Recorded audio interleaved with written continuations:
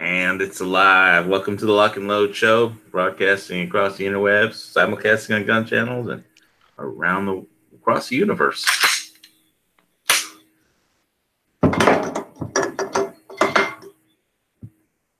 That didn't sound good. It didn't? I heard crash, bang, crash. Oh, well, that was because I forgot to hit the mute on the external page, and so I was hearing myself in my headphones on delay. So, but I fixed it, and we're live.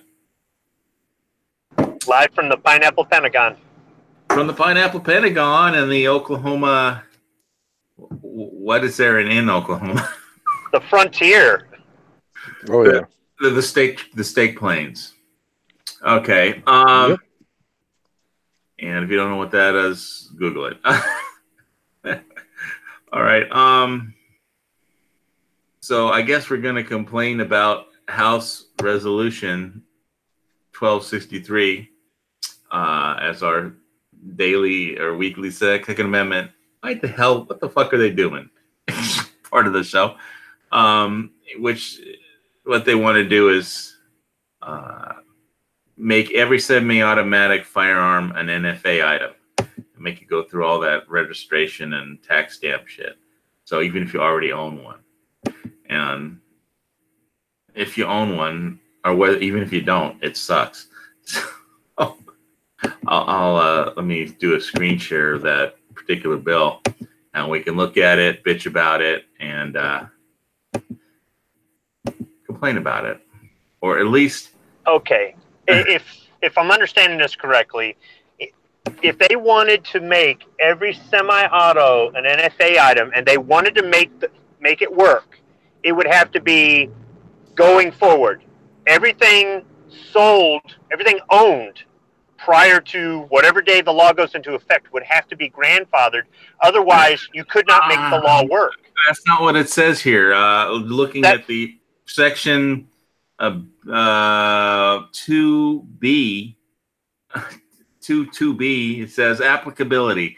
Any person who, on the date of enactment of this act, lawfully owns, possesses a semi-automatic rifle or shotgun, as defined in subsection 5845A of such code, is amended by this act, that has the capacity to accept a detachable ammunition feeding device, shall, not later than 120 days after the date of enactment of this act, register the semi-automatic rifle or shotgun in accordance with section 5841 of such code. Such registration shall become a part of the National Firearms Registration and Transfer Record required to be maintained by such section. The prohibition on possession of an unregistered firearm under section 5861 of such code shall not apply to possession of such semi-automatic rifle or shotgun that has the capacity to accept such detachable ammunition feeding device or any on any date that is 120 days or less after the enactment of this act. What? I don't know what that means, but it's okay. They want a national registry. It's not turning a semi-auto into an NFA item. It's registering all semi-autos. Well, okay, semi-auto long guns that can accept a detachable feeding device. So if you've got a semi-auto shotgun that's got a tube built into it, or like a Marlin 60, that doesn't count. Semi-auto handguns don't count, but that's a registration, not a tax stamp, but a registration. Well, you can't register it without a tax stamp. You don't need it. No, you don't need a tax stamp to register it. We got a registry in this state. You don't need no tax stamp. They're making me be registered with the NFA Act. Okay, I didn't hear you say. You said National Firearms Registration. You didn't say National Firearms Act when you read it. I didn't hear that part. Okay. Well, that's why I'm not trying to make this better than what it is. This is stupid. But I'm just saying I don't think they're. It didn't sound to me like they're trying to turn them into. To amend, this is start at the beginning. To amend the Internal Revenue Code of 1986 to subject to the requirements of the National Firearms Act, any semi-automatic rifle that has the capacity to accept the magazine. That's line one. Okay, all right. Now I follow you. Thank you. Right. Well, I should have started at the beginning, but I like to skip to the end. And I only skipped to Yeah, section 2. I did the same thing with the Bible. It don't turn out good for us. Oh God! After my last conversation in the pub where I had lunch, I mean, it was all I could do to walk away and not kill anyone. You know, what do you do when you walk into a bar and he says, "Israel's evil, America's evil, Bill of Rights is evil, you're a gun nut," and it's just like, please take me outside and try to start a fight or something. You know. But I just went there to have lunch and a few Rickies, and I succeeded in that. And then I walked away without committing any acts of violence, no matter how much I was tempted. Anyway, I'm so peaceful, it's disgusting. You know, somebody actually has to physically attack me before I will do anything. You know, I guess that's just me being the way I was raised. I would rather word it as you're a little more level-headed. Who is outside? Oh, your dog is still barking? No, the alarm went off, and now the dog's barking. All right. Well, let me go skip to section 2B. Applicability. Any person who on the date of this act lawfully owns or possesses a semi-automatic rifle or shotgun as amended by that has capacity to accept a detachable ammunition feeding device. Didn't I just read this? Shall not later than 120 days after the date of enactment of this act register the semi-auto rifle or shotgun in accordance with section 5841 of such code. Such registration shall become part of the National Firearms Registration Transfer record required to be maintained by such section. The prohibition of an unregistered firearm under section 5861 of such code shall not apply to possession of semi-automatic rifle or shotgun that has the capacity to accept detachable ammunition feeding device. I get so sick of reading that. On any date that is 120 days or less after the enactment of this act. Authorization of appropriations. These are authorized to be appropriated by the Bureau of Tobacco, Firearms, and Explosives, such sums as are necessary to carry out this act. All right. Okay, it's got holes in it. I mean, for one, if they want to put a tax stamp on everything, they won't fly. People couldn't afford it, so they're not going to register them and put the tax stamp on there. You can say, well, now we just made a bunch of felons. There aren't enough cops and aren't enough jail cells and aren't enough courts to arrest and prosecute and detain all those felons. So in that sense, it won't work. Now, if they grandfathered it and they said moving forward after this date, if it's sold, it has to blah, blah, blah, blah, blah, then they can force the registration and the tax stamp at the point of sale at the FFL. But to go back and get somebody, there'll be people burying stuff. There'll be people saying they lost it in a boating accident. They're just, it won't work. Not only that, but anybody who votes for this won't get reelected. When they did the assault weapons ban and all those congressmen voted for it, none of them, I don't say none of them, most of them did not get reelected. People were furious. And if they did something like this, it would be just like 94 AWB all over again, and there would be a bunch of guys and gals that would not get reelected. There'd be a few, but yeah, it would be pretty bad for Congress. Well, they just don't have any way to enforce it. Law enforcement's not going to take the time to, go house to house. That's just, it wouldn't work. So they can propose it, they can vote on it, but it just won't work. Even if it got signed into law, it just wouldn't work. I mean, the smart thing to do if something like that happened on a federal level is don't take any of your semi-autos to the range, But I could see, the big firearms organizations challenging it in court as well. And that sometimes that works and sometimes that don't. But it's good to be vigilant and know that this stuff is going on, because they do this stuff, right, to see what they can get away with, right? They're probing us. They're probing our defenses. Yeah, it's just a constant introduction of stupid shit that gun control laws that they want to take away our freedoms. And if somebody wants to say I'm a gun nut, okay, I'm a gun nut, but I'm not committing any violence. I'm just following our Constitution. We're you know, I mean, I was born in this free country, and people want to take away these freedoms. And excuse me for standing up and saying no. Just no. And, you know, I mean, I'm not exactly happy with Trump either with his bump stock, you know, banning specific gun parts, if you want to call a bump stock a gun part. But a bump stock is not a machine gun, which is so stupid with what the law says. But anyway, let me say something real quick about the bump stock. Take your time. Sorry, I didn't realize my mic boom was up. Anyways, let me say something real quick about the bump stock. The bump stock is a accessory that you don't need an accessory to, like, it's, if you know how a bump stock works, you don't have to have a bump stock on your gun To bump fire. I've seen, yeah, all you have to do is hold the stock or the grip loosely in your hand, and A belt loop will work just fine. Your pants belt loop will work just fine. right. There's no point in banning something that you don't have to have on your gun to make it rapid fire like that. Yeah, I mean, a bump stock manufactured, they might make it a little easier to bump fire a rifle, but just a little. Not much. My problem isn't with the...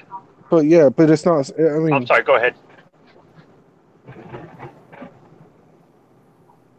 Oklahoma? You there? Yeah, go ahead, sorry. I thought I lost you for a second. No, you were saying something, I cut you off. Sorry. Oh, no, the only thing, I mean, if you know how a bump stock works, all you have to do is hold your gun a certain way. And it's like banning, it's like, I don't, so stupid that I can't even compare it to anything. It's like banning something that you don't need. I mean, yeah, it certainly makes it easier and a little bit more control, but you don't need a bump stock to rapid fire or bump stock or a rapid fire rifle. I mean, there's a certain way you can hold it and just pull, you know, just like you would a bump stock. Just hold the grip loosely in your hand, and you know your trigger loosely, but lock that finger and pull the gun away from your shoulder, and you can do that. It'll bump fire.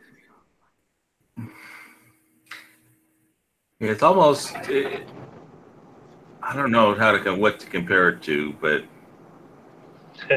It's like needing a shoehorn to put your foot in the shoe. well, yeah, it makes it easier. It makes it easier. You know. My thing isn't with the bump stocks being banned. My thing isn't with the fact that you don't need it in order to bump fire. My thing is that the ATF passed a law. The ATF doesn't have the power to pass the law. In addition to that, they can't take your property or tell you have to forfeit it or whatever without compensating you for it. And that wasn't done either. Well, basically, if you don't turn it in and at least turn it in under protest, then you're committing a felony. So right. You have to speak to the ATF and at least tell them I'm giving this item to you under protest until the case is heard. So the thing is, the fact that the ATF doesn't have the authority to write a law. They can interpret a law, but they can't write a law. They can enforce a law, but they can't write a law. And Trump said, write a law. And nobody stepped in. And so you would think with all the people that hate Trump on both sides of the fence in Congress, they would have said, look, we don't like these gun things because they're evil. However, Mr. Trump, you are breaking the law. And, you know, that you think they would have used it against him. Barr said I was evil, so why doesn't he try and ban me? But what I'm saying, though, is as much as they hate Trump and they're looking for anything, including this fake Russian crap, which isn't real, right? We've already figured that out again and again. You think they would use this against him to go, you are breaking federal law, Mr. President, even though we don't like these things, and then embarrass him in front of the whole country. But no, they just roll over and go, yeah, I guess the ATF can write law.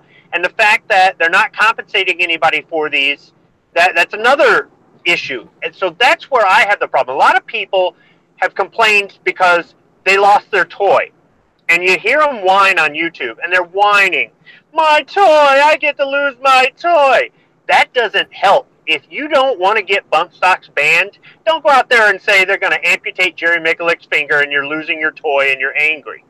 What you need to do is point out the fact that if the ATF can write firearms laws and they can take away your property or tell you to turn it in without compensating you for, those are bigger things to worry about, because we have checks and balances in our system to protect the American public, whether you agree with the law or not. And those were circumvented in this case. And as a firearms owner, as somebody who cares about freedom and the Second Amendment, that should be what should be upsetting people the most, because if they can do it with this, then they can do it with anything. Not the fact that some stupid piece of plastic got banned. People need to get over that, but they can't get past. But they can't get past what's right in front of their face. I'm thinking that he did it for a tone. I mean, we had so much going on at the time, and he did not think the whole thing through. I mean, I've had bump stocks. They're a piece of shit. I'll never buy one and waste. So that's money I threw away because I totally dumped mine. But anyway, Trump thought he needed to do something to get people off his back, and that was a simple way to do it. But he did not think out the whole situation. It was a quick, easy solution, but there's more to it than what he thought there was. How does that saying go? You know, first they came for my bump stocks and nobody said anything, and then they'll come for something else next. And you know, when they came for our semi-automatics or our ammunition or our, what was that they were calling, rapid fire ammunition, whatever that come for something and define it however they want. And when they come, remember, he was a TV star. He's after ratings. He's not. I mean, he's one of his. He wants what every first-term president. He wanted something to improve his rating right quick, and that was one he got his rating improved by. Yeah, I'll agree with you there. Yeah, see, my thing is that if the bump stocks got banned, I wouldn't be happy about it. But if they did it legally, I wouldn't have as much to say about it. That's the thing. If you want to make anything that I own illegal, if you want to make it illegal for me to use it in a certain way, transport it a certain way, whatever it is, rewrite the laws, but do it by the book. Don't disobey the law to create a law. Do it, and if you can't get it done by the book, then I guess it ain't getting changed. And that's for good or for bad. Whether it be somehow or another getting constitutional carry in your state, or this thing where they want to put tax stamps on semi-autos. If you're going to do it by the law that exists. And if the law that exists doesn't allow you to do it, then change that law. And I don't care how much money it costs you, how long it takes, or whatever. Just do it by the book. And as a citizen, I have less of an issue with it. I'm not saying I'll be. There are lots of laws I just don't like, okay?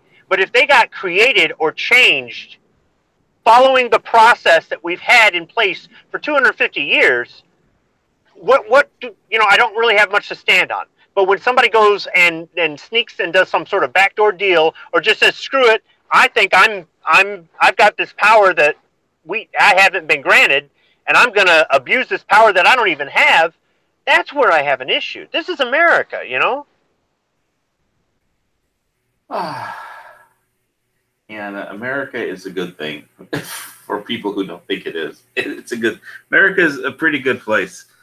Well, I'm glad, like I said, I was born here, but go ahead. Well, too many people jumped on YouTube and just bitched about the fact that they were losing their toy. They didn't talk about the bigger picture. And there were too many people that were throwing the conspiracy theory crap in the air, and that they made themselves sound like idiots. Then when the ATF asked for letters, people to email in their opinions on it twice, which that's another thing I got a problem with. We did it once. First off, Obama had them look at it, and they said it's okay. That should have been enough. But then when Trump got in office, they had us all send emails. We sent emails, and they go, okay, we don't have a problem with these. Okay, you've done it twice. That's one time too many. This is a dead issue. Let it go. And then they did it a third time, and they go, all right, we want you to write letters again. Well, that last time, if you look at the information that they released about the letters, too many letters from people on our side were saying things that helped convince the ATF to regulate this item. We actually shot ourselves in the foot with this because there were too many hotheads out there cussing and saying that it's stupid. We're all saying it's stupid because it is, but don't say that to the ATF because that just gives them fuel for their fire. Or saying stuff like, I don't own one, I never will, but I don't think it's... They were just the amount of letters that came from our side that were supposed to tell them don't do this. We're helping reinforce the whole you can take them away thing. And then you add in the letters from the people who were saying these are evil, take them away, which was much less than from the people supposedly that were pro 2A. But it's just the way we worded it, the way we did it, that got people got the ATF to say I guess it's okay if we do this. And there was also nobody on our side that was willing to say had enough talent or whatever to say that item would not do what was done in that shooting. Oh no! I have a feeling. I have a feeling he used it. But it's the one and only time ever it's been used in a crime. I've had them. There's no way you can be accurate. Okay, but there's people who said he was up there with a full automatic weapon. He was not up there with a full auto. He was not. There are all these people that says he had all these full auto weapons, and it was an FBI sting gone wrong, and ATF gave him those guns. Who said that it couldn't have happened the way because of the glass that was on the ground. Yeah, well, no, it was the whole. Well, there were two shooters. Really? Well, why is there only one hole? How do you shoot through glass without glass? Glass? Who gives a shit about glass? But that's just it. The conspiracy theory people made it worse. Because they're all, there's one guy, he was on YouTube and he's going, that's an M240. I was in the Marine Corps and I shot those. And I'm telling you, that's an M240. And I'm going, really? Really? Okay, well, I've been there. Have you ever been there? The reverberation you're going to get from all those buildings, So all I'm saying is that just made it worse. We did just as much to help ban bump stocks as our moron president and anti-gunners and the ATF and the media and everything else. And so the NRA is supporting this ban. The NRA helped. They didn't help. They helped convince them that you need to ban these things. And the GOA really didn't have a leg to stand on when they tried to fight it. And I just think that if this happens again, let's learn our lesson and let's not do what we did. If they want to ban something else, don't go out there and say certain things. And this whole bump stock ban reminds me of one time when I was living on Malibu and my landlord was giving me problems. So I bought a big bottle of Jack Daniels, and I just ran out onto the ocean at midnight or 2 a.m. and was drinking and running in every direction. It's like, what are they doing? Like the government has run amok and they don't know what they're doing. They're just rule crazy. They're going, they're ban happy or something. And Trump wanted to somehow distract from whatever problems he was in, and he's a politician. Politicians do that kind of shit, and it's just why it's like you got to question why you donate money to the NRA, but then they go ahead and do something good, like last week they filed I think in the Livingston case they filed a lawsuit to support in a district court to support the open carry in the state of Hawaii, which was like, I was like, oh my God, really? Finally, I've been paying dues to the NRA for like the entire 20 years I've been in Hawaii. And it's the first thing they've ever done that has anything to do with Hawaii. But after they do this bump stock ban, it's like, I mean, they're all just a bunch of crazy lunatics running in circles and chasing their tails. Well, I mean, there is something about politicians and politics. You're not always going to get your way. There are a bunch of younger people that I hear on YouTube. I say younger than me, that are out there, and every time they don't get it 100% the way they want it, they get on air and they start whining. And the thing is, I think it's naive to be like that. I'm not saying that you shouldn't get what your politician promises you. You should, but that's in an ideal world. The reality of it is that the person makes campaign promises and doesn't follow through on them because they made a promise that they couldn't keep. It was unrealistic. Something changed, and now it's not a good idea to do it. It's unpopular to do it. It won't work. Whatever. They've lost support for it. They're distracted by other things like what you're talking about, and they're not really focused on that. There's all kinds of things that happen. And I can understand somebody being angry and frustrated that they voted for candidate X because they thought this person would do everything they wanted. And if there was a list of 10 things you wanted and this person did 2, consider yourself lucky. And the alternative is you vote for the other candidate that not only won't do any of the 10 things you want, they'll do 10 things that you really don't want. And and when I talk to these younger people about voting for the lesser of two evils, they get all bent out of shape and they stamp their foot, cross their arms, and they go, no, I want it all my way. And even though I'm not happy with some of the things the president has done, he's better than our alternative. And unfortunately, that's just the way life is. I don't like it. I want to see all this stuff rolled back and taken away and just don't mess with the Second Amendment. But in real life, that's not the way it works. Yeah, what I said about Trump is like every other first-term president. All he wants is a second term, and he'll do whatever he has to get it. And of course, I'm not really sure this is helping him, but this is where we are.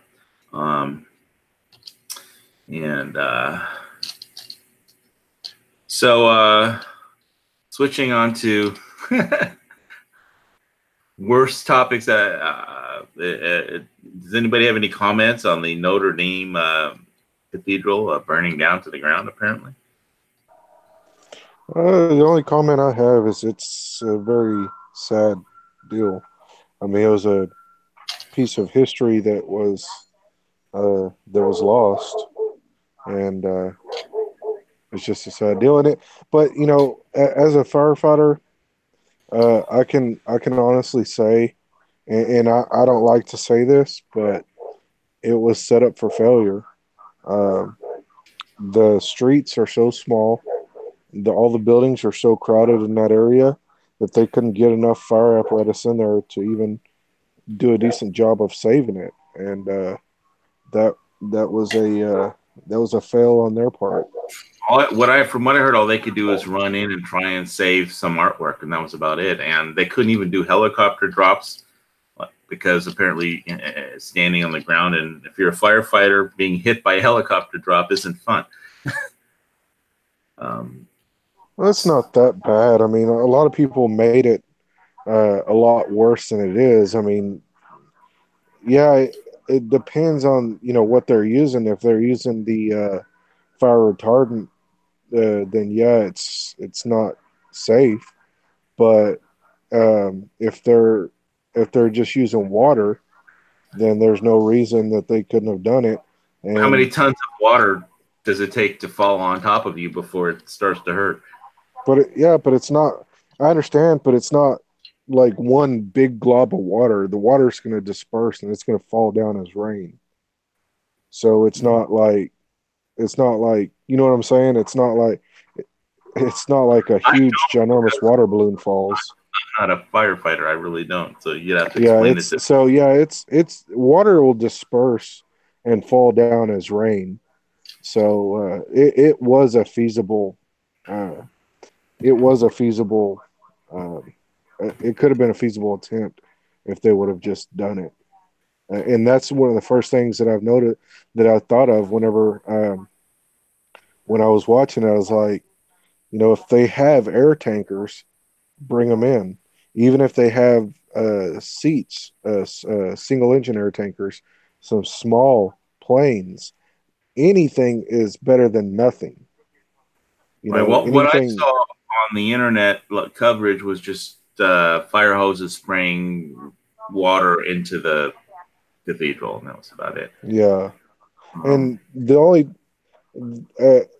time, I watched it for about an hour or two earlier, and I only saw two attack lines running to it. But again, that could be just because the area there was not enough of an area for them to get multiple fire apparatus in there to do the job properly.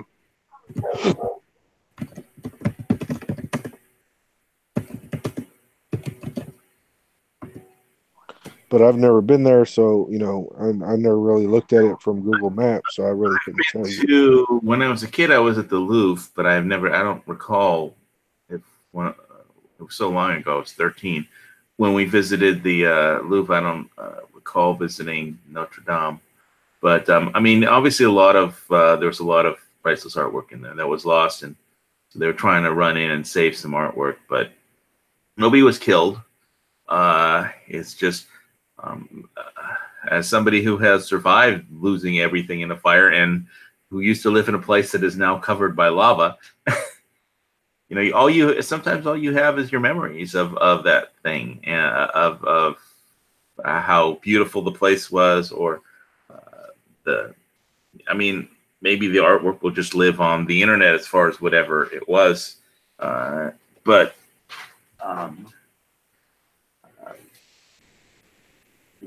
change is permanent, and that's about the only thing that is permanent. Is you count on everything will change over time. It's a constant of the universe. So you just have to accept that things are lost, and it's just sometimes important things are lost, sometimes great things are lost, sometimes meaningless stuff is lost, and the only thing that I'm kind of concerned about, and it's not really a concern, it's just I'm questioning, is some places were reporting that there were it was a possibility that it was a terrorist, and I don't want to say it was a terrorist attack, because everybody's using terrorist attack as a loose term, but they were saying that it could have been arson, because somebody nearby was found to have multiple gas cans in their vehicle. But I've seen that they ruled it as accidental. Just because somebody has gas cans in their vehicle, that just exactly. That could be because they bought the gas before the price. They passed the tax, and all the shit that's been happening with the gas tax in France is well known with the yellow vests and all. There's a lot of non-sinister reasons for somebody to own a gas can. I have a gas can in my Blazer. It's empty. I'm not a terrorist. I'm not a terrorist. No, in Paris, I'm a lawn terrorist. I think it would be considered unusual to have that in Paris. Maybe if you were outside of town. I'm not saying it should be illegal. I'm not saying everybody who has one is a. I'm just saying it just is kind of unusual in a city like that. Yeah, when I heard it, the very first thing I thought was agree. terrorism too. But terrorists wouldn't burn down that cathedral. They would blow it up when it was full of people. They wouldn't just burn it. Right. You know what I mean? So but arson, yeah, I could see arson being a Well, I mean, possibility. it's a possibility, and it is a little bit suspicious to have somebody there. But like I said, I have gas cans in the car, but I do lawn care, so it's not really, And if somebody, if there was a house on fire right next to me, and I had a bunch of gas cans, I would expect to have somebody come in and ask me questions. But at the same time, like I said, I do lawn care, so it's kind of there's my reason for having gas cans in the car. And so the thing that came out as I was looking through the on the internet about it is that the first thing YouTube did when the news came out about the cathedral burning was they banned all the videos on it as 9/11 conspiracy theories. And so finally somebody realized that the thing was actually burning down in real time, and it wasn't a conspiracy. It was people were just talking about a fire that was currently going and being shown on every network. But YouTube they're so into shadow banning everything to control, to engineer, to do social engineering and control their news feed, they're just shadow ban happy. The people aren't just banning gun stocks; they're banning everything. What is funny is that they banned a lot of the videos because it showed up as, it was labeled as 9/11 conspiracy. Yet there are so many 9/11 conspiracy videos out there that what's the point of banning? I mean, that's how most of these people get their words out. Their word out is from YouTube. So why are you gonna ban a video just because you think it is? Yet there's millions of videos on YouTube about 9/11 conspiracies. Right. Well, I mean, just try and post a video that says something like 9/11 conspiracy and you'll be shadow banned. I mean, I don't post stuff like that, but because I have plenty of stuff that I prefer to talk about. And that's not like really a subject of any of my shows, but some people think it was a conspiracy. Whatever, they can post. But the YouTube shadow bans all kinds of things. And it's just that it is just, I don't think we need to ban anything. What we need is more freedom, not more bans. And then because sunshine is the best disinfectant for evil. It'll be a matter of time before they start taxing it. Taxing what? Sunshine and fresh air. They're going to tax sunshine. Well, they tax rain. There are rain taxes. So why don't they get around to sunshine? I mean, obviously in Hawaii, if you live in Arizona, banning rain probably won't do so well. So you would have to ban sunshine or tax sunshine. I'm sorry, they can't ban sunshine, but they can tax it. The only thing they really can't tax is air. I mean, people can breathe and not be taxed for it, but it doesn't feel that way sometimes. I got to tell you, depending on what state you're in. By the way, today is April 15th, so happy tax day. Yeah. But see, then again, rain falls out of the sky. We can't control that, but apparently they can tax it. Yep. All right. So wanted to talk. I mean, they're taxing it, and it's one of the stupidest things that they could do. So I guarantee you, it's a matter of time before they start taxing the sun and the wind and anything else. They'll probably start fining people because the tornado hit their house and Debris got scattered everywhere. Okay. So I wanted to talk a little bit about the survival show I watched over the weekend.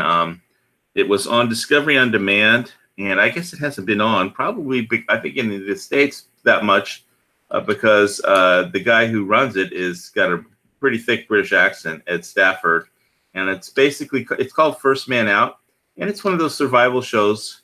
And Ed Stafford is like an explorer, survivalist guy, and he has a British military survival trainer design courses in some remote landscapes, and he challenges some military survival experts to over a course, like a 7-day course or whatever, to see who can reach the exfiltration point first in a contest. And it's not just a race, because you can't just race. You have to gather resources and get water and food, because you're not dropped off with anything. And it was over really interesting terrain. And I mean, they had really experts. It's not like Naked and Afraid where you have like relative amateurs. I mean, you're talking about military expert survivalists, the Royal Marines, ROK Special Forces guy.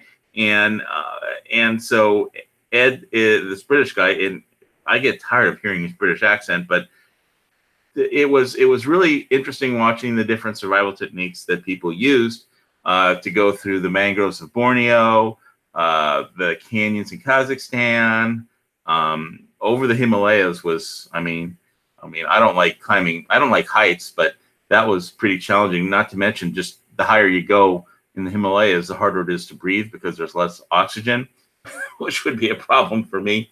But it was interesting the way they gathered resources and how they picked up things that like targets of opportunity for scavenging that most people wouldn't think about, then would just pass by, and avoid the predators. And so I binge watched 6 episodes of that before, which was all there was on Discovery on Demand, at least on my cable network, Spectrum, Oceanic, Time Warner, Spectrum, or whatever. And so if you're into survival, I'd say check that out. I do like the survival shows that have really good survival experts on them and not just the amateurs on Naked and Afraid. I mean, of course, who doesn't like looking at a pretty girl and stuff, but even if she's covered in mud and starving.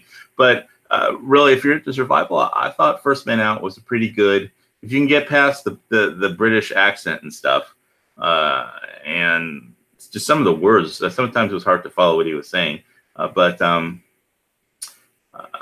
because I speak Americanese, and but it was a good show, worth watching if you're like into survival techniques and bushcraft. And it wasn't all military. One was I think Mark Graham, that wacky bushcraft guy from Colorado, and who was on Dual Survival a lot, versus Ed Stafford, and that was through the Gobi Desert. So it's tough terrain and different unusual bushcrafting techniques. So I like that show. And I only saw, there was only 6 episodes to watch, so I watched them and thought they were worthwhile. And then I started to watch Savage Kingdom, which a new episode is on every Sunday before this show, which is on Monday. So, but I kind of had taken all my sleep meds and I kept falling asleep like in the middle of it. But if you like animal predation or just hyenas versus lions or stuff like that, that's the kind of show that is on National Geographic. But those are the shows I like to watch. Because it gives me ideas on different sources of all kinds of bushcrafting resources and different ideas of how to build things and how to do things. And yeah, because some of those guys are pretty good at survival in emergency situations. So if you're into that, give it a look. Anyway, so I think today Bitcoin got slammed down, probably by bots, but what else is new? So if Squib is there, I think you said something last week that I disagreed with, and I was going to try and explain why. We never disagree. We are like in lockstep. I mean, if it was any closer, I'd be there in Hawaii right now. I've never heard y'all disagree on anything ever. And you never will. Well, what about what I'm about to say is that you seem to think last week that somehow fraud was something that the CFTC shouldn't investigate. And that by investigating fraud, that lady was in that documentary that I sent you, video, that I think I linked in last week's show on the CFTC, who was running the CFTC. Somehow she was messing up the Clinton recovery or something by investigating fraud. And I can tell you, as somebody who owned WorldCom, that I don't like Bernie Ebbers, people that like that who commit fraud. I mean, they suck. They belong in jail, and he wound up in jail. And when Congress tells her you can't investigate fraud because we don't want you to, because we don't want to mess up the recovery, it's just so ridiculously stupid. I mean, to this day, the CFTC doesn't investigate fraud.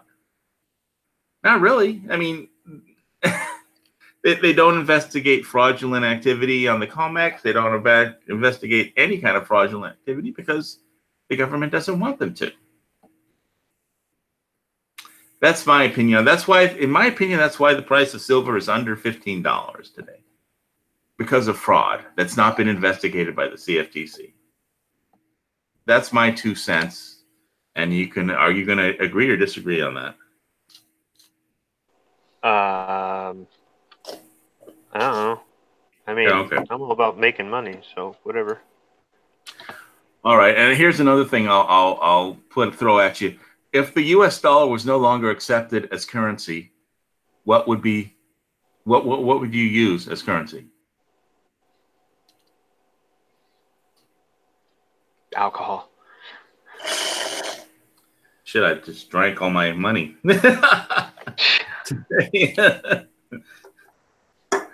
Well, thankfully I have a nice reserve of alcohol too. But yeah, I did go down and have lunch at Quinn's, and I had a strawberry spinach salad with seared ahi, and which is tuna, and it was really good. And then I ran into somebody who hated Israel, America, the Bill of Rights, freedom, and said I was a gun nut, which I am. And he also said I was evil, and I let him walk out of the bar alive. So, because I'm so fucking peaceful, it's disgusting. I can take all your insults. You know, this is really irritating you because this is like the third time you've mentioned this. I know. But no, but I think the first time it was somebody else. It wasn't this guy. Only 2 times on this guy. So it's okay. All right. Well, doesn't anybody ever irritate you in real life? Every single day, especially when I'm driving. Road rage. Well, no, I mean, if it was real road rage, I would get out and at the stoplight and pull them out of their car, and yeah. But I know, but we don't really do those kinds of things. We just think about doing them.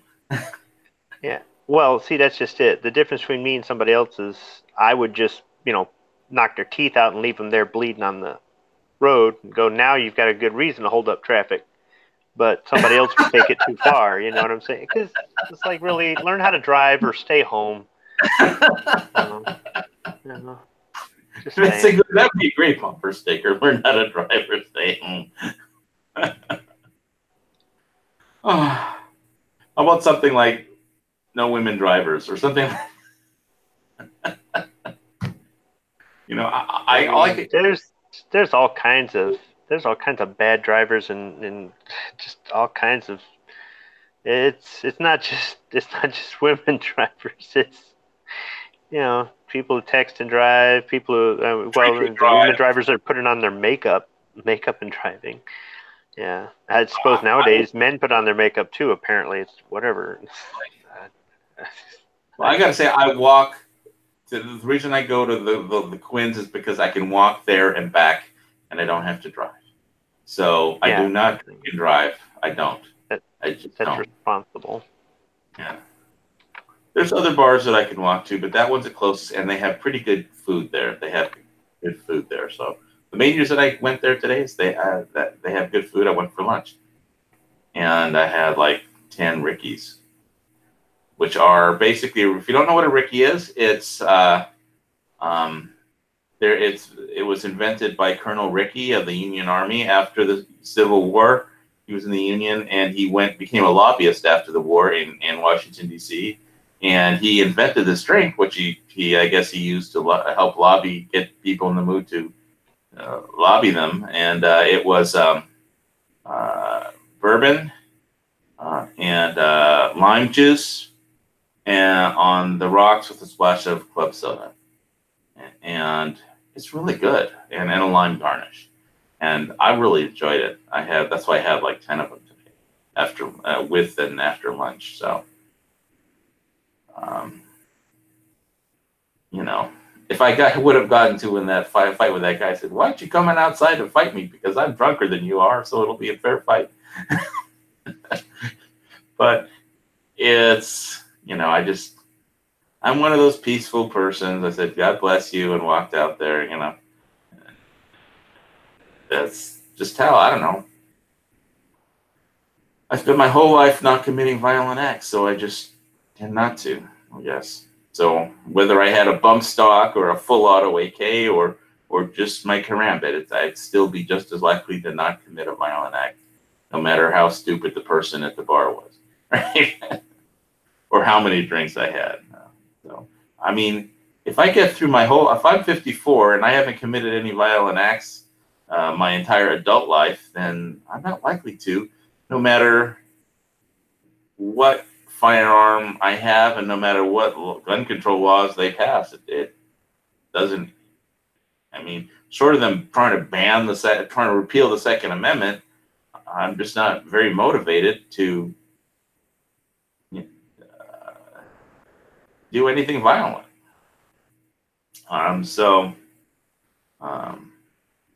And I just think most gun owners are the same way. Short of somebody physically assaulting you, or they're just, I can't think of a reason to. And not liking what they're saying isn't a good enough reason. So I put up with it. Just get used to it, I guess. But I can bitch about it on YouTube, I guess, if I want.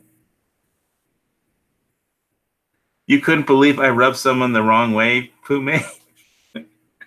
Well, yeah, not everybody likes, I think he called me a gun nut, so I guess I'm a gun nut. I like my guns. I like my edge weapons.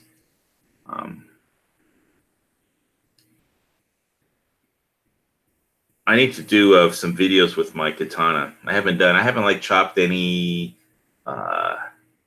milk cartons in half or anything like that. I need to do some katana videos. That'd be fun. Like, I think if I get some like red food dye and chop a big water container in half with a katana in it, so it would go into like the blue pool. The manager chop a head of lettuce in half. Nah, that's not any fun. What are you, a vegetarian? Everybody, the only person you can deal with now is me. Nobody else can put up with you. Because, you're rubbing everybody the wrong way. So looks like I'm the glutton for punishment here. Oh, is everybody left already? Well, I know Oklahoma sometimes has internet issues. And because he's on the frontier. He's on the frontier of Oklahoma. Where I'm sure there's isn't that where I know it's a state plains, but isn't that isn't that what the whole thing about Give Me a Home, where the antelope roam or something like that? That's Oklahoma.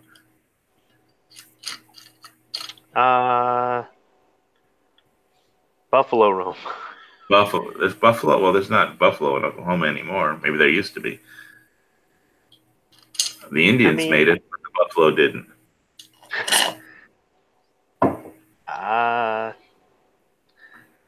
There's got to be like a state park or something with them, right? In Oklahoma? Yeah, sure. You know what? I'm on Google right now. Let's see. Yellowstone for sure, but let me see here. In Oklahoma. So you drank all your money, huh? well, I drank a hell of a lot of it, like 10 Rickies, and I got here and I made a Big Jack and Coke.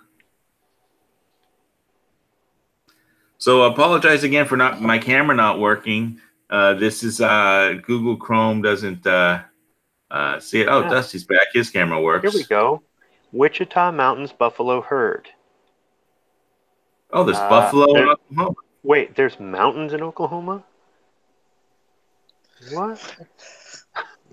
Southwestern Oklahoma, the Wichita Mountains National Wildlife Refuge has direct descendants of 15 buffalo brought by train from the Bronx Zoo over 100 years ago. So from the Bronx Zoo? Well, yeah. I mean, you got to think, back in the day, man, they probably captured everything they could and brought it out to the zoos in the east part of the country. I know the Smithsonian has a bunch of stuffed animals because they sent people out to pretty much shoot everything that walked and bring it back. So, that was all 19th century stuff. Wichita Mountains National Wildlife Refuge. This might be something to check out next time I go out west. On your way to Arizona, you can drive by and try to find some buffalo. Well, that and, they do have a submarine in Oklahoma, and I've been meaning to stop by. But they don't have any ocean in Oklahoma. But they have a submarine in Oklahoma. What, does it go under land or something? Nope. They sent it up the river and then drug it off out of the water onto the shore. So it's right next to a river, and it's in some park. Yeah. I saw a show on History Channel where they did that to like a Canadian submarine in Canada. They had the Titanic in Branson, so I can see that they could have a submarine in Oklahoma. Yeah, they got a Titanic in Pigeon Forge too. Yeah. So, what have you been working on? Have you been working on much prepper wise, or just trying to fix a good tractor to sell it, or what's been going on your farm, Dusty? It's spring here in Michigan, so I've worked my job for a few hours, and I've been trying to work and get some of my equipment out for sale. I've sold some already this spring, and this tractor I was working on tonight is going to be a bigger job than I thought, but I found the problem anyway, so that was a plus. Well, figuring out the problem is the key to fixing it. I saw you had sent us some text pictures of you working on your a greenhouse. How's that going? I still have some. I'm raising some plants in my barn, but I haven't really bought a greenhouse yet. But it's coming. We're gonna get enough money back from taxes that I'll buy one. So. Okay, so you're gonna buy one and not? I thought you were gonna build one and not buy one. Well, it'll be a little of both. It'll be customized by me. Okay. Well, I hope you put out some videos so we can watch that, because I'd be interested in especially in how you set it up and what you're growing and how you do the drip lines and stuff, drip irrigation and stuff like that, and how you control the temperature. And what you're growing in there and why you pick what you. How big is this greenhouse going to be?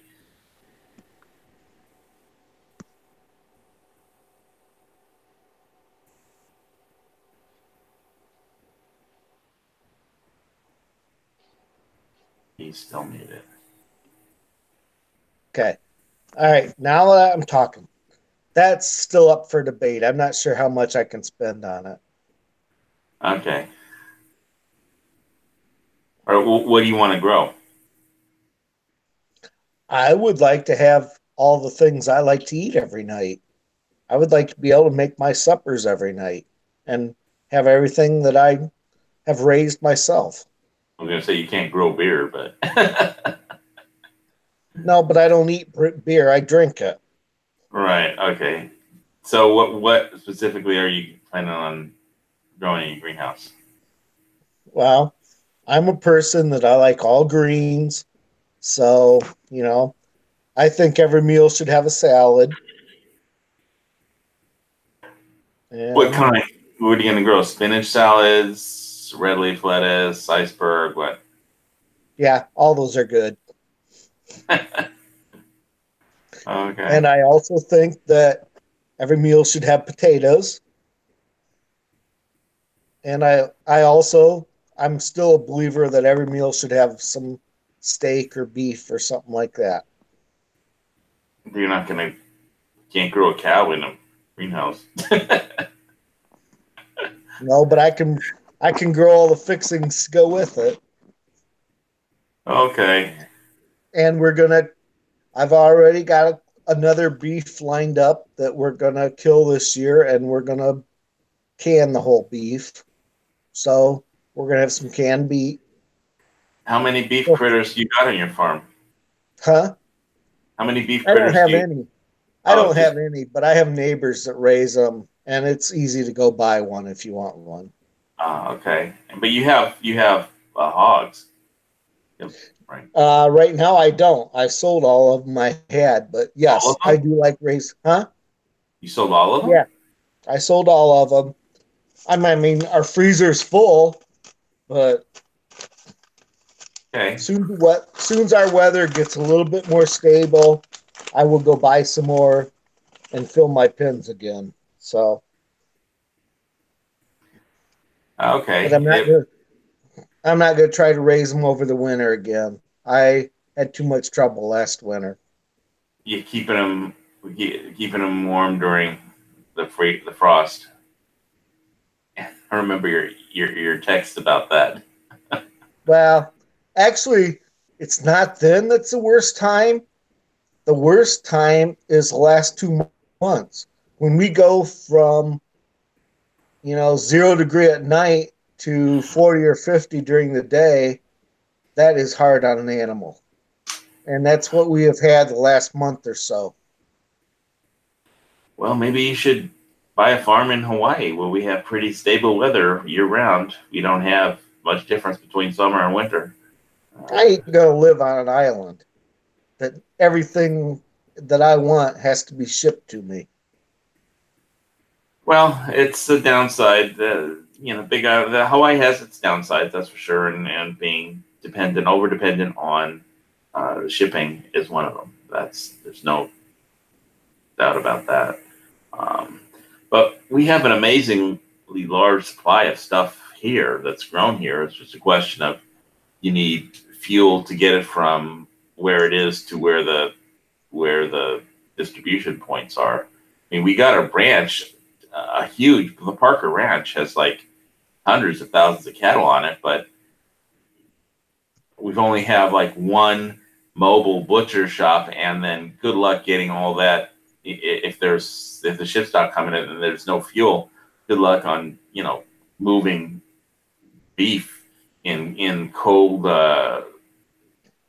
storage to the distribution store centers, like the stores in Hilo or Kona. It's like almost impossible. I mean, there'll be farmers markets. There's always been farmer markets, but if the ship's not coming, the fuel, getting stuff. I mean, we grow almost everything we need here. It's just a question of without fuel, you can't move stuff around the island, or over inter island barges. But the Big Island is remarkably, except for fuel, self-sufficient. I mean, so fuel is your number one prepper need. Power, fuel, yeah, definitely. If the grid goes down, fuel and power would be number one on the list of stuff. And so I can tell you I'm going to top off my tank tomorrow. It's running low, but I don't carry my gas cans are still empty unless I perceive some kind of threat to the supply grid, the shipping. If there's no threat to the imminent threat, I don't see any need to have a gas can filled up in my Blazer. If I would fill up my spare gas can up if I thought there was a threat, but I think just keeping my gas tank topped off for now is good enough. That'll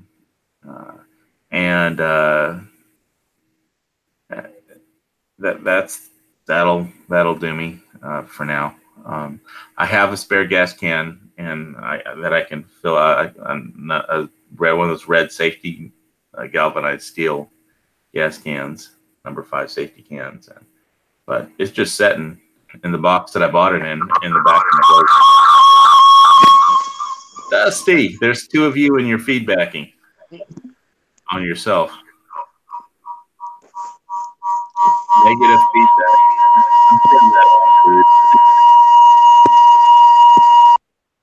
Muted.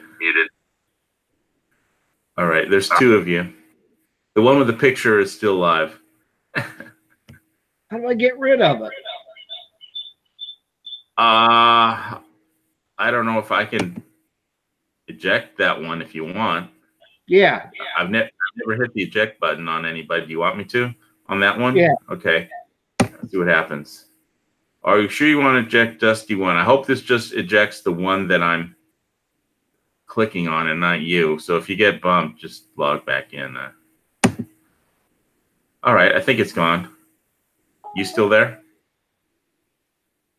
Yes, I think so. All right.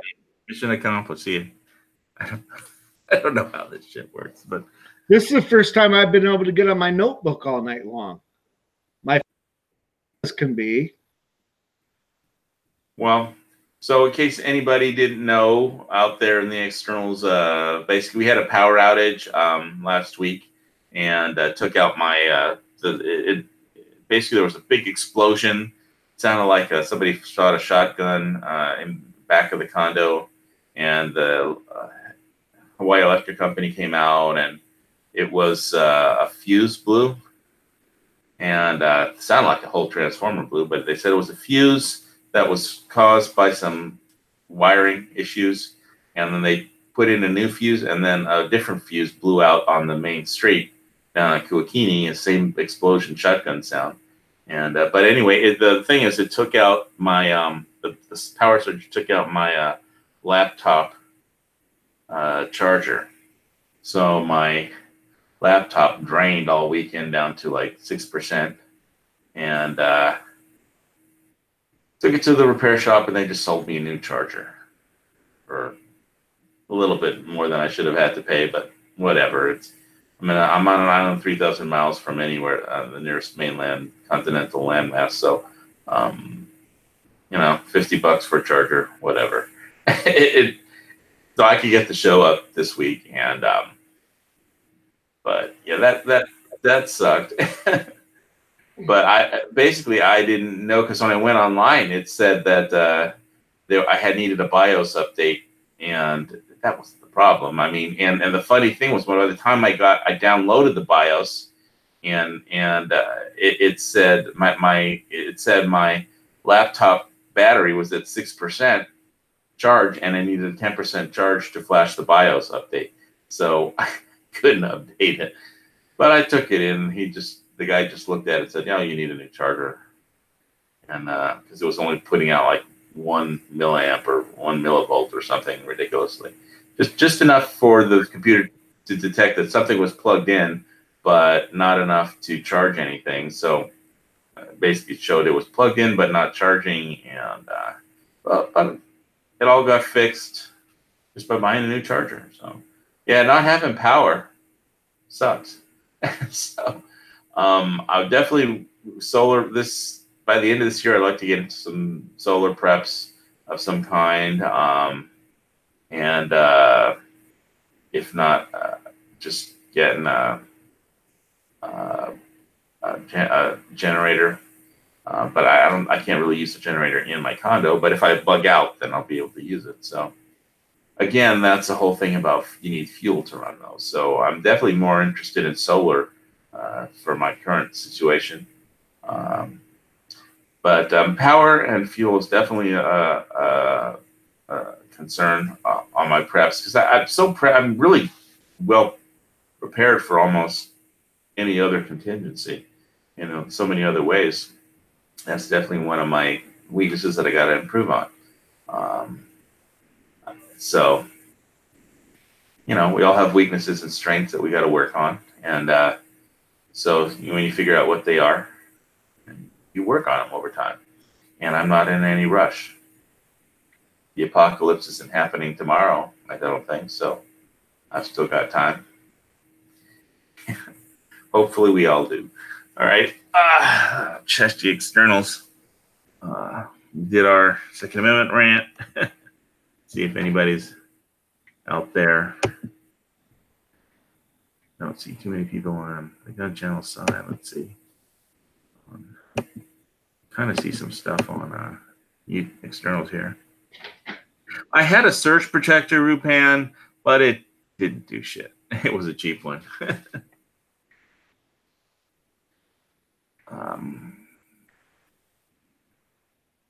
Well, yeah. If I get solar panels, it's like on my particular condo, they don't want people putting solar panels out on the lanai. So it just it's like a shit hits the fan situation. It shit hits the fan with the condo board associations. It doesn't matter so much because I'll be in charge. But yeah, I mean, other than just testing out some solar panels, I saw some stuff on Sportsman's Guide and that looked pretty reasonably priced. I won't say inexpensive, reasonably priced. So I guess I got their latest catalog in the mail because such one of their best customers. I love going through their military surplus, MilSurp stuff, and just checking out what's on there. Like my MilSurp dream list or wish list or whatever on Sportsman's Guide is always fun. But they had some solar panel stuff on there, and always some. I like their I like their different armor, like especially like their stab-proof armor. I mean, when you think about it, back in the medieval times before firearms, it's like what passes for stab-proof armor now. I mean, if compared to what they had, it was basically plate armor, and it works just as good. But they always put, not for collectible use only, not for safety use or something. So basically, they're just disqualifying this. Don't sue us if you get stabbed through this vest or something. But nevertheless, the different stab-proof armors that you can get off Sportsman Guide are, I mean, considering how valuable that kind of thing was in the age of swords, and it's a pretty impressive amount of armor for what you can get. I mean, I don't like having to wear armor, but you need armor. You need armor. So, and there's some ballistic armor there that you can get for not too much too. Compared to, I mean, you could spend a fortune on body armor for. I remember that the gun shop owner here, basically, his wife made him sell all their ballistic armor because it cost so much money. which was really funny because he bought. I just saw him. I mean, he bought a new truck, so I guess he sold the armor and bought a truck. But because he always used to have, there's like outside the gun shop, there's a little sign that says guns and ammo, and it's a big sign in the bed of the pickup truck. that points to where his shop is. Parked out on the street, and so I said, "Oh, when he got a new truck, I noticed." It's like, well, so your wife made you sell the armor, but she okayed the new truck or something, because he got like twin sets of body armor. What do you guys think of body armor as a prep? Not yes or no, or yay or nay? I don't use the stuff myself. Why? It's hot, it's heavy, gets in the way. I never liked it. Beast getting shot. It doesn't. It's okay. People seem to think that if you have body armor, you can just walk through a hail of bullets, and that's it. Body armor is not invincible. I'm not saying it's a bad idea, but I remember wearing the crap. It just, for what it did, yeah, it just wasn't worth it.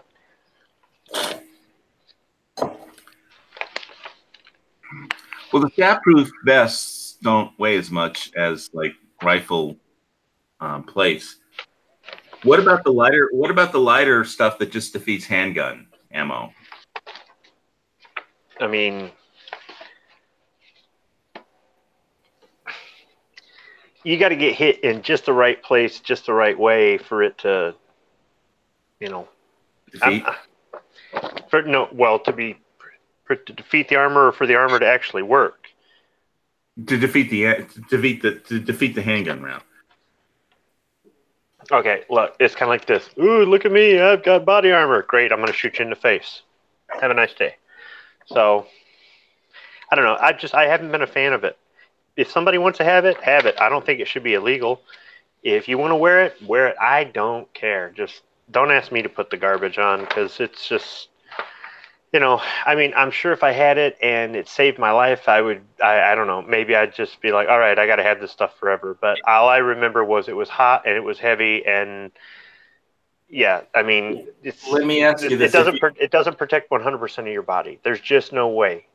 And it's still like being punched harder than you've ever been punched in the chest. Well, that all depends on what you get hit with, I guess, but. Well, let me ask you this. If you were still in the military and you had to assault a hill that was defended by an enemy, would you want body armor, yes or no? No, I'd want a radio. I'd want a radio to call in an airstrike, right? Yeah, that's the way you do it. You know, Yeah. It'd be like, go up there and get that machine gun nest. You go get fucked, and you just call in air support, and They'd already do it. Yeah. So, well, artillery can't always reach out and get where air support can. So, not saying it's a bad thing, but it has its limitations as well. Now, of course, you can have a situation where weather's got the aircraft grounded, or they're all dedicated to another mission, or whatever it is. I mean, you can't just get over the radio and yell broken arrow every time you need air support. But typically, if it's a planned mission, you've got some sort of air support set up for you. I mean, as far as body armor, running up a hill, you're not really going to charge up the hill. You're going to move from cover to cover to cover. And if the hill is wide open, you're not going to, it doesn't say Gettysburg, okay? You're not going to go, you're just not going to. So. For a prepper, if you were on Dusty's farm and you were doing night guard, would you want to just sit there with body armor without, or will you be okay with that? The only way I would want body armor is if it's wintertime and it helps keep me warm. Otherwise, no. Okay. It might do that. It might be a winter thing then for you. Okay. Yeah, where I'm at, it's just the hot and humid environment might be it would be better. Might be better off without it, but I wouldn't necessarily rule out any armor. And there's some inexpensive stab-proof vests on Sportsman's Guide that are interesting. But I'm interested in almost any MilSerp stuff on Sportsman's Guide, so that doesn't mean much. You can go on there and make your own decisions. But I know and I don't know where it is, but the other night my wife and I was in a restaurant, and all the police officers that walked in to eat supper that night, they had body armor on. They were all, yeah. They didn't take off their body armor to eat supper? No, they walked in that restaurant and they had all their body armor on. Probably just too much trouble to take it off. Too tiring. Is it way too much? And I thought, okay, well, they want to go home at the end of their shift, and they're trying to do everything possible to make it so they can go home. So I didn't really think anything of it. But I'm not saying it doesn't work. I'm just saying it's not for me. That's all. Yeah. And I agree. But, if you had to face it every day, I'm not sure if it wouldn't. If I was ordered to wear it, and they were providing it, well, then I really wouldn't have much of a choice, would I? No. Well, that's the thing about being in the military. You have to follow orders. So. But if it was your choice, if it was your job, say you're not working in a factory, you was working, and you wanted to take every precaution you could, so you went home at night, would you wear it? Okay. Look, out where you're at, it's not the ghetto, so I don't know why any cop out there would need body armor. I'm sorry, but you don't live in a violent place. I suppose if I was in Chirac, maybe, but overall, unless I have to work in a place that is high. Where you live is a violent area. You've got to be kidding me. I don't live. No, hell no. You think I would have my children? You think I would have my children live in a violent area? Yeah. I mean, I thought you did. You're near Detroit, aren't you? Yeah, I'm like 35 to 45 minutes away from Detroit. So what? I don't know. I don't live there. You'd have to tell me. I would not let my children grow up in a place that is dangerous. I'm not one of those kind of people. Okay. So if you was on the police department in your area, that would not be a concern for you? Not at all. Wouldn't even, if it was optional, I probably wouldn't wear it. Like I said, it's hot and uncomfortable. It's heavy. It's just, ugh. Okay, so what if you was 30 miles south down by Tiger Stadium? The old Tiger Stadium. Well, I don't really consider over there off of, what the hell is that? That's off of Rosa Parks, I think it is. I mean, okay, look. The only way I'm going to be a cop in Detroit or any other metropolitan city is if I'm looking to be a cop and they say the only way you can get a job in the suburb is if you work in the big city at first, or the only way you're going to get paid to go to the academy is if you go to a big city, or the only way you're going to get something on your resume that'll let you get a job anywhere is otherwise I'm not going to go to the big city. Well, you don't have. It's like if you're a teacher, you don't have. If you want to get a job, that you can have your credentials, but if you want to get a job, they're going to assign you to the school that they want to assign you to. I mean, this is working for the government. Right? If you were working for the police, you don't go in and say I want to be a teacher, and they stick you in a city. You apply for the job in that city. Right. But the thing is, it used to be back in the day that you would go work as a teacher in Detroit to get something on your resume. You would go to be a cop in Detroit because they would send you to the academy. They would pay you while you went to the academy. And then after you were a cop in Detroit for a couple of years, not only would you be certified as a police officer, you'd have something on your resume and you could get a job in the suburbs. I don't know. When my mom started working as a teacher, I mean, at one point, she applied for a job near where she lived in the San Fernando Valley, and they assigned her to South Central. Now, if I had a job as a teacher in South same city, that's the South Central, it's not the San Fernando Valley. Okay, it's the same city, right? Is it the same city? It's like saying Mars and Earth are in the same solar system. It's okay. South Well, Central. then you live in frickin' Kami, California, and that's the way they do it there. Nobody else does it like that. Yeah. That's what I was thinking, Skip. I said, if I was a teacher, I would wear body armor for sure. Look. Here's the thing about being a Detroit cop. You're probably not going to get shot at. Do you know what Detroit cops do? Not a whole lot until about 20 minutes after everybody's dead. They show up after the fact and tape the area off. So you're really not going to need body armor for that. Tag him and bag him. It's the same thing here. If we were going to raid a drug house, then I might put the body armor on because I know I'm only going to be wearing it for about half an hour. something like that. If there was a situation where we know we're going into a place where we could be outnumbered, outgunned, blah, blah, blah, blah, blah, where I'm expecting to get shot at. If I have to go into work every single day expecting to get shot at, I don't know that they'd have to have pretty decent pay and benefits, or there'd have to be no other work, or it'd have to be something I'd really want to do. That being said, if you want to be in law enforcement and you can't handle the fact that you might not go home, don't do the job. As a Marine, I knew I had a target on my back when I was on liberty in foreign ports in civilized countries, because you could tell right away I was an American. And there have been times where American servicemen have been attacked while they're wearing civilian clothes, while they're on liberty in other countries. But I knew that no matter what, whether I died on the battlefield, whether I died in a training accident, whether I died, at the bar in France, that was a risk I was taking, and I understood that, and I took that risk. And I feel the same way about law enforcement. Some of these cops that have this, I don't care what it takes, I'm going home at night. Okay, I get that, because I had that attitude in Somalia, but those were other people. Those weren't Americans. Okay, I didn't care if I killed any of those people because they're not Americans. Over here, it's a little bit different. It's just a little bit different when you're more civilian than you are not, and you're dealing with other citizens.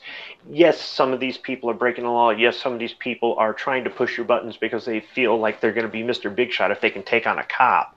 It's nothing really to be too proud of, okay? But it's the whole, some of these guys have a mentality that my rights as an innocent, whatever, don't trump their ability to go home at night. I'm not saying I want to see cops die. I don't. But you took on that job. It comes with the job. If you can't handle it, don't do it. Honestly, don't do it. When law enforcement steps on somebody's civil liberties in the name of their safety, that I have a problem with. When they step on a bad guy's civil liberties, I don't care. I don't think bad guys should have civil liberties. But civil liberties, your Bill of Rights applies to everyone, or it means nothing. So all of them apply to everybody. Look, dude, when I having somebody take away my ability to live, Harry Eastwood is wrong. Okay, I'll just put it to you like that. Yeah, and I'm afraid you're making some people mad too, but I'm just happy somebody's willing to do it. And I don't know, if I had that job, I probably would suffer through the vest the whole night, just because I would not want to leave my job dead. If I'm worried about getting shot every single night I go into work, what am I doing at that job? Honestly. Yes, but I'm not saying you should. I'm not saying you should be careful. I'm not saying you should be. Okay. Let's put it this way: somebody has to do that job. If nobody did it, where would we be at? There wouldn't be any rule of law at all. I didn't say no one should do that. I'm saying you were asking me about me doing this job. If I'm that scared that every single day I go into work could be my last, I really got to think about it. Don't get me wrong. Okay, you don't want to be careless and reckless. You don't want to be. Look, I used to work on stuff that if it blew up, they wouldn't even find pieces of my teeth. Okay, I had no problem doing that every single day, knowing that danger was right there in my hands. But there are safety procedures, and there's some common sense, and there's some other. So I don't have a problem doing dangerous jobs. But at no point did I think, oh my goodness, if this thing goes off, it's not just going to kill me, it's going to kill everybody on the flight deck instantly. No, I just did the job. I just did the job. So all I'm saying is that if I did the job as a cop, I just do the job. But if I'm sitting there shaking every day going, oh my goodness, I could get shot, I better have body armor head to toe. Okay, I really got to think about what the heck I'm doing. If they make it an order, if they say you have to wear it, okay, if I have to wear it. If they say it's optional, then let me choose when, like I said, if they say we're going to bust this drug house, all right, I'm slipping on the body armor. But if I got to do a 12-hour shift in the car and I'm just writing people tickets to make revenue for the local municipality, I'm not really worried about it. Speaking of dangerous jobs, did you meet anybody when you were deployed in EOD? I'm trying to think, because I hung out with the combat engineers more than. I'm trying to think. Do we have any EOD guys? The combat engineers kind of did some of that. They'd just go blow up some of the old stuff too, because they could blow up anything. No, I didn't hang out with EOD. I hung out with CEB. I mean, I've seen like the explosive rigs that the EOD guys wear. It's like over the top compared to like. Anyway, if anybody's interested, there's inexpensive stab vests on Sportsman's Guide. I just thought it was interesting compared to what people would pay back in the medieval ages for like plate armor. I mean, it was like 100 lifetime pages. It's 200 gold pieces, according to the Advanced Dungeons and Dragons module or Player's Handbook. As a kid, I had Gary Gygax's. I had that book, and it burned in the fire in Malibu. So, if you've got 200 gold pieces, you can buy plate armor. Yeah. Okay, is that how we got on this topic? Well, we're gonna stop before we get to World of Warcraft. So. Well, I don't know. I better go check outside my front door, considering I live in such a dangerous place. Oh, well, I mean, or did you say you're going to stand on your roof and make a perfect human-sized target against the horizon or something? Okay. But no, that's a stereotype that my area gives Detroit. Let's just put it that way. I'm not in Detroit. Well, you're close enough. 5 minutes away. No, I'm not. It's like, no, I'm not. Even if I lived in St. Clair Shores, which is literally like 4 miles north of Detroit, it's still not Detroit. But from this area, it is. If I had to drive to your house, I'd think I was going to Detroit. Not even close, dude. Not even close. If you say, I live in Waterford, they're going to go, where the hell is that? But if you say Detroit, they usually take 2 steps back. It's like, do I look like I'm from Detroit? Okay, in the movies, in Detroit, all the people are white. There are no white people in Detroit. Okay, so I don't know what to tell you. What if I say Novi? What about Novi? I'm thinking that's close to Detroit. It's not. Novi's not. No, Novi's a freaking suburb with. No, it's no. I've been to all of them, Squib. I know where you're at. I've been to Waterford before. Yeah, it's not. Whatever. It's just not dangerous. It's not.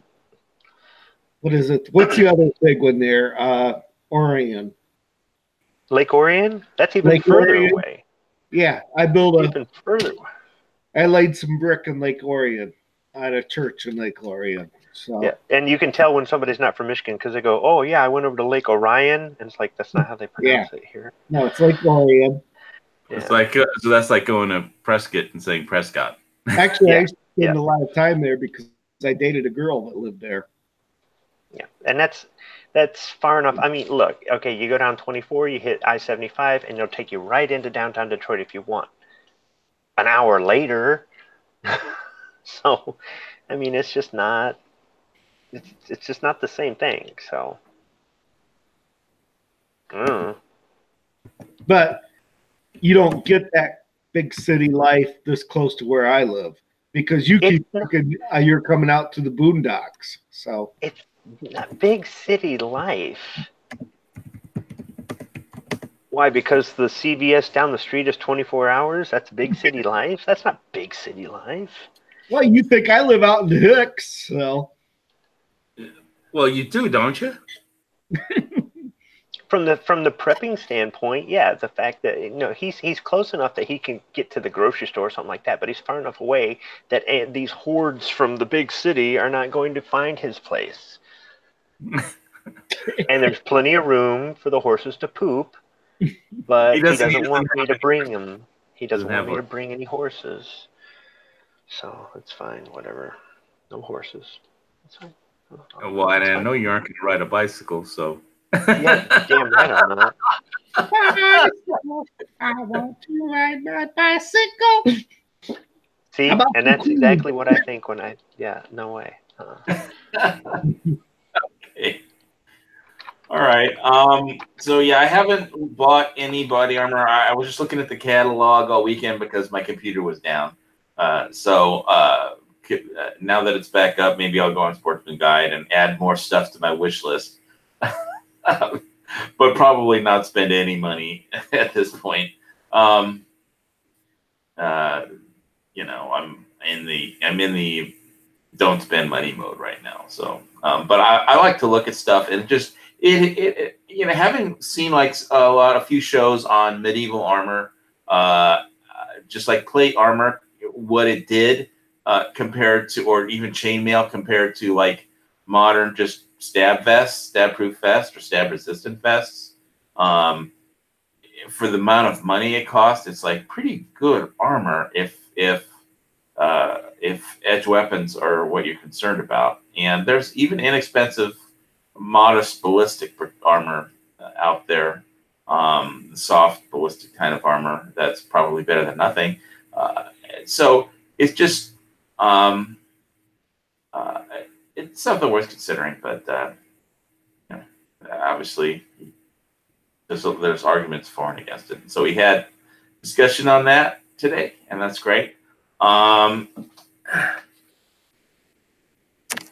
Let's see. Somebody yesterday's Pumade bought from an AR 500 armor light carrier combos.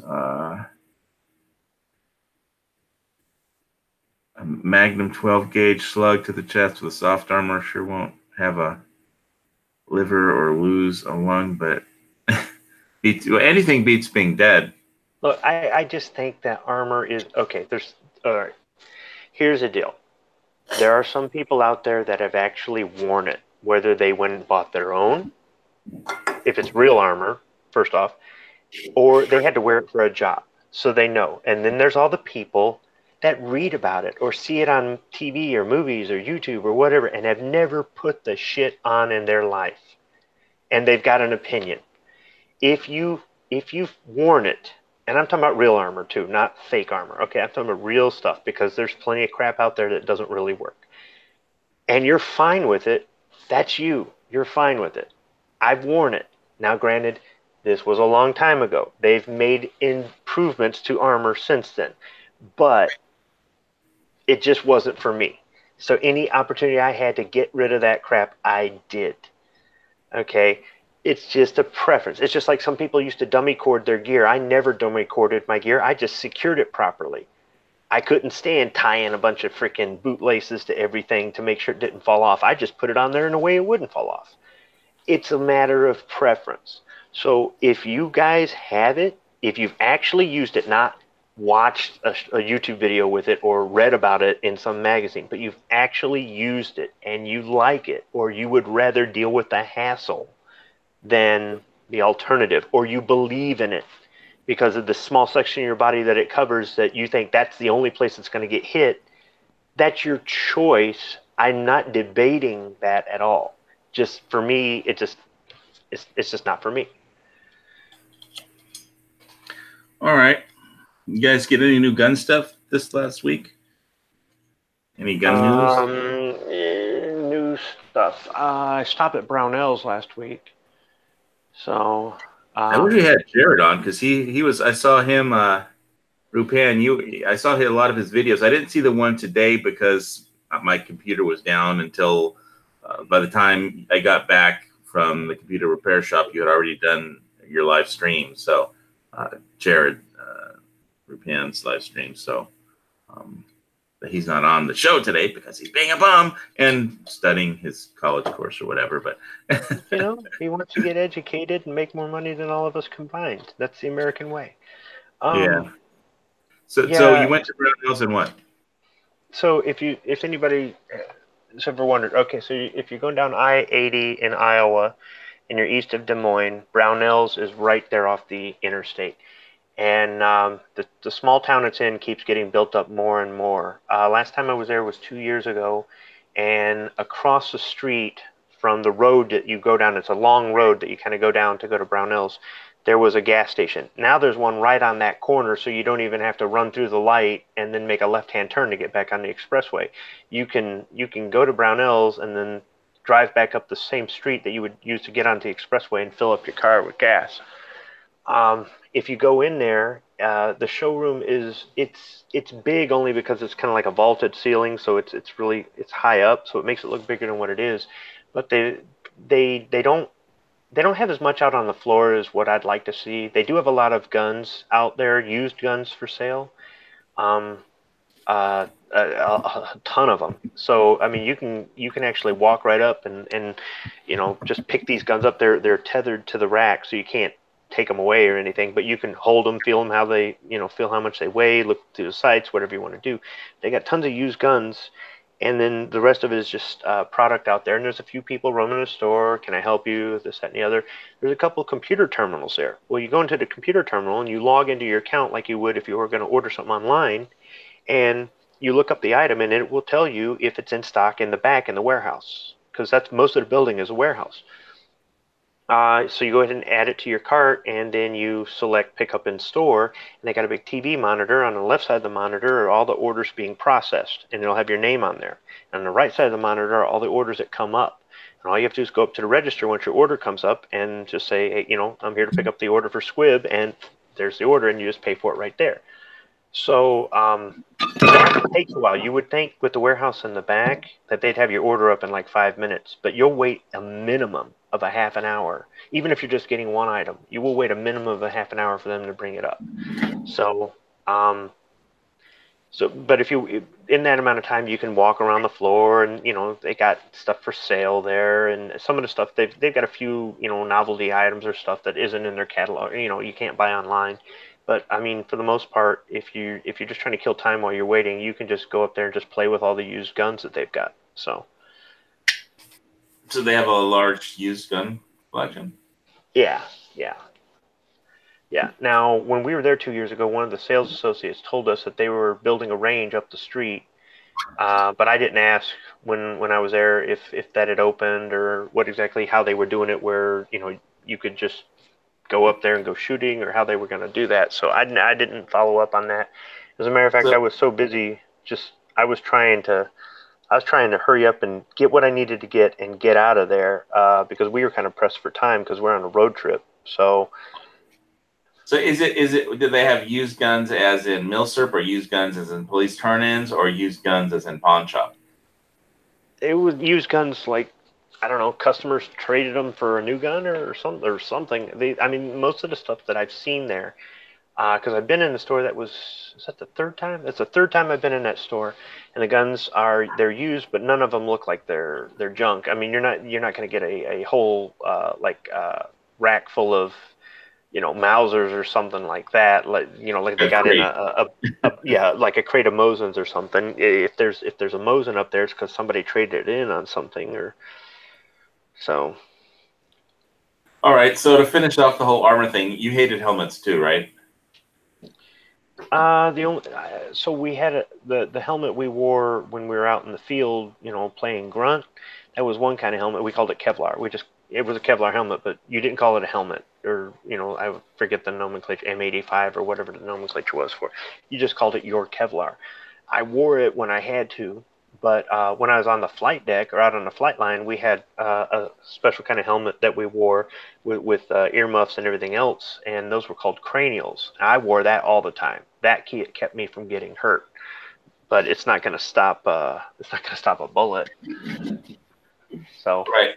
So with the MCAH, those are like the ones with all the communication gear, easy to mount communications gear on it, I think, and.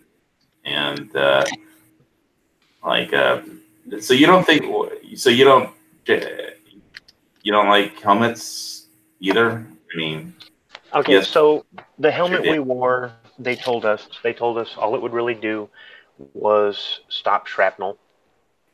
It wouldn't stop a bullet of any sort.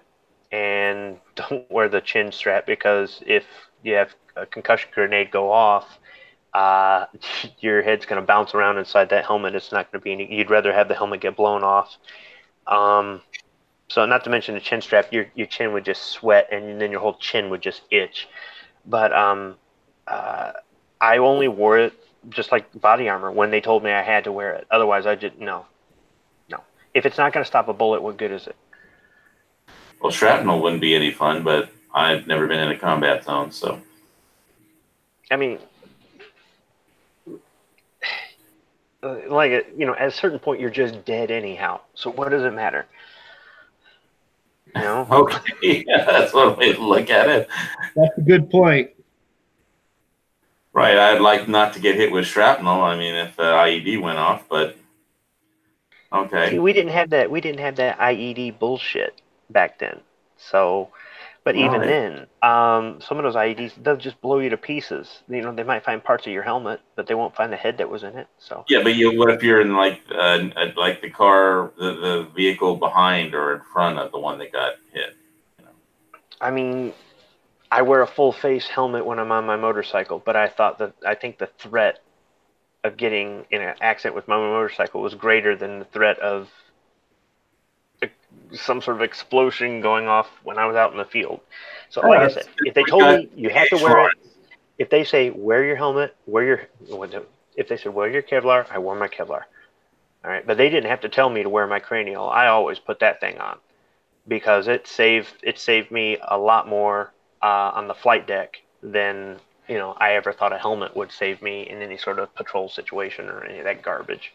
So I mean your Kevlar really wouldn't protect you in a rollover accident in a Humvee or I was thinking of stuff that's more practical. So yeah.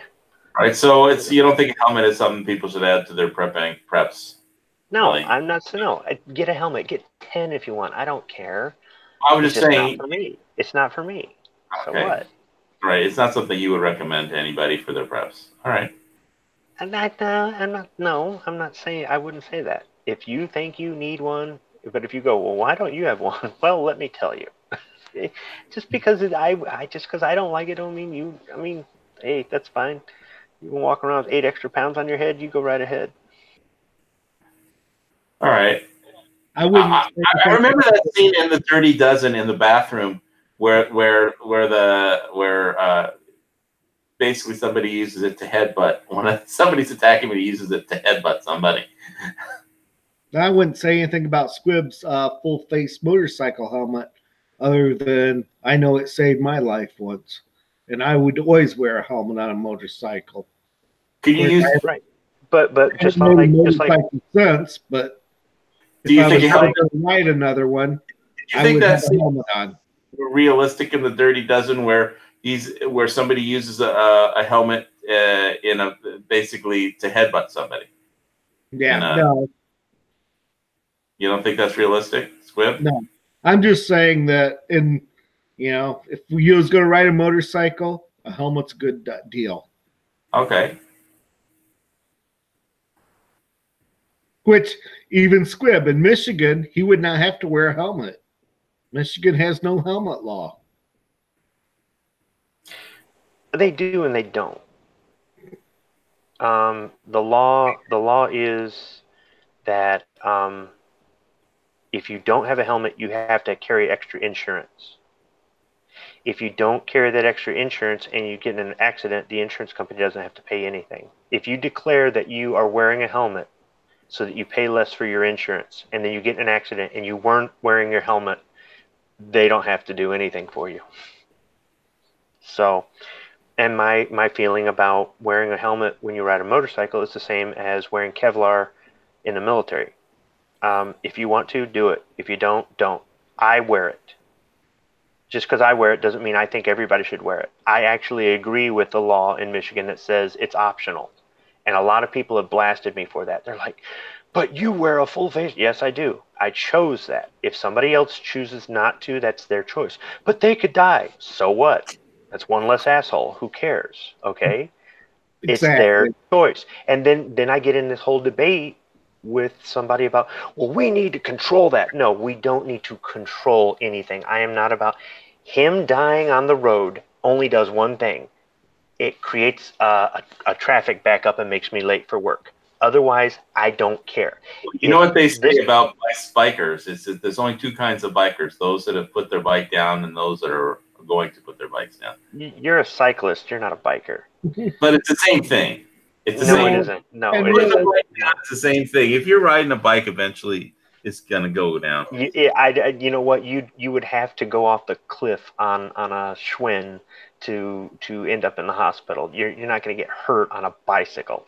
The whole point is, if wearing a helmet somehow or another made the person on the motorcycle safer to other drivers around them, I don't know how that would be. But if that, then I might be for helmet laws. But And it that's doesn't do exactly anything the except argument that they use, Squib. it's their own safety. If they die or end up in a hospital, that's their problem, not If I was mine. riding a bicycle and Squib had a motor vehicle, then I might get hurt by Squib running me over because he doesn't I like might. I might. Bicycles.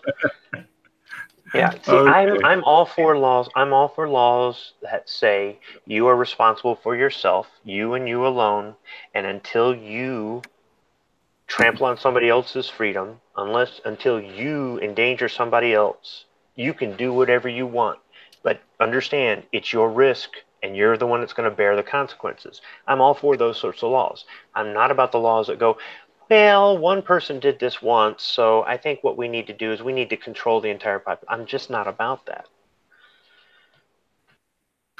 And in Okay. Michigan, the biggest fight against that helmet law was the insurance companies. They did not want to pay for all the motorcycle accidents. And I think that's why they have that clause in there that says if you Yep. don't wear your helmet, they don't have to cover you. Exactly. That's a great reason to wear your helmet. I mean, but I mean, No, it's a great no, for reason. a lot not of these to guys, ride a motor. a lot of these guys have them, and they do not want to wear them. They do not want to wear their helmet. They don't believe in it. They don't like it. I've got friends that ride that absolutely refuse to wear a helmet. They've been riding a lot longer than me, Yeah, and but motorcycle guys are so. I mean, it's like if you show up on a Japanese bike and everybody else has Harleys, you're going to get treated like a pariah. I mean, motorcycle. They have their little quirks, motorcyclists, right? I mean, they're just like that. So helmets, the kind of bike you're riding. I mean, yeah. And if I ever got enough nerve to ride a bike again, I would wear a helmet. But I probably will never ride a motorcycle again. right. Well, I'll never go skydiving, so we'll leave it at that. There you go. I might go skydiving though. That sounds fun. I had problems watching just the Himalayan first man out thing because they were going up. I mean, it was like he was climbing either down or up. He was like traversing like this waterfall, and it was like 1,000 feet straight down. And he just like no safety ropes, just him, one cameraman, and he's walking on rocks I was like, I didn't even want to look at the screen. It was just straight down. It's like, I'm not ever hiking in the Himalayas. I'll tell you that much. But anyway, all right. So I'll just remain a ground pounder and keep it on places like Dusty's farm where it's all flat and there's no mountains. And if you have a dirt bike, I'll ride a dirt bike on your farm. How's that? Or a quad or something. I have a four-wheeler. Oh, okay, that'd be cool. And a golf cart. We could turn those over. Oh, you have a golf cart or go-kart? Yeah. A go-kart or a golf cart? Golf cart. Golf. Yeah, we got one of those around here too. Go ahead. I want to respond. Steve D says skydiving rocks. Okay, so here's the thing. I really have no desire to skydive. I think I would puke all over myself. Something about certain things, like roller coasters, make me puke. I don't know why, right? But flying in a helicopter, that is awesome. That is freaking awesome. I actually would like to spy rig. That's where you dangle from a rope underneath a helicopter. I would love to do that. But I just have and I don't think that would make me puke though. But something about skydiving, I think I would just get sick. And I wonder if anybody's ever vomited falling at terminal velocity. But I think that skydiving from the standpoint of, I remember the first time I had to go up the rappelling tower and rappel. and we were high up, and I had never done anything like that, and I was shaking. I was scared. By the time I got down to the bottom, I couldn't wait to get back up to the top of that tower and rappel again. And the second time, they had me go face first, right? Instead of going backwards, I went forward off there, and I was scared once again. I was like, I wanted to do it, and then they're like, okay, go, you have to go this way. And I'm like, wait, I can't do that. When I got down off the tower, I said, wow, going face first was actually more fun than going backwards. So until you do it, until you take that step, until you get out of your comfort zone, you go do something, it's really hard to say. So, you know, maybe if I went skydiving, I would be so excited that I might not throw, or I might throw up, but then I might want to go back up there and do it again. And then the second time I don't throw up. I don't know. Something about certain things were like you got negative G's on you. It makes me sick. Like I never got to ride in the back seat of a fast mover. And you know, if doing certain maneuvers, those pilots. I went on the Revolution in Magic Mountain when I was a kid, but well, I mean, you know, you can pay for a ride in the back seat of a privately owned fighter jet, and I would like to do that, but I have a feeling it would have the same effect on me that I think skydiving would. I think as soon as I pulled a negative G, I'd want to puke. So why? I'd have to I mean, I was in a. Well, I think I told you the story once, but I was in a Cessna. After I saw Top Gun with my cousin from Belgium was visiting and was taking a flying lesson in Van Nuys Airport. And after seeing Top Gun, it was kind of a boring flying lesson. We just flew out to a different airport and did some touch and go landing. So, you know, I basically said, gee, this is boring. Don't you know any tricks? I said that to the flight instructor. And so he pushed down on the stick. And since I wasn't wearing a seatbelt, I started floating off the seat. And so there was negative G's, but I mean, it was like, okay, you know, that I'd learned not to ask a flight instructor if he knows any tricks while I'm not wearing a seatbelt, but or at least put on your seatbelt before you ask even him that. Even on wheels, I rode in a dragster once, and my buddy taped a $100 bill on the dashboard and said, if you can grab that $100 bill, it's yours. You know, and he threw me back in the back of that seat, and there was no way I was going to grab that money. All right. So those I know negative, where the negative G's come from. Negative G's, but okay. Negative G's is when if you're not wearing a seatbelt, you float up. But anyway, okay. So I think we covered a lot had some fun on this show, and I know Oklahoma's internet went out, and I hope he does well with his medical procedures and he fixes his lawnmower. And thanks everybody for tuning in this week to another show, Lock and Load show on Gun Channels and the interwebs. And we hope to be back next week and do it all, you know, play the same song again and keep talking about current events and Second Amendment stuff and cryptos or gold and silver, whatever's going on in the world, and talk about guns, freedom, and the truth until dawn. I don't know if it's dawn yet in Michigan. The sun hasn't even gone down here, but I'll keep talking in the after chat. So thanks for tuning in, everybody. Give us a thumbs up. God bless America. Stay safe out there. Later.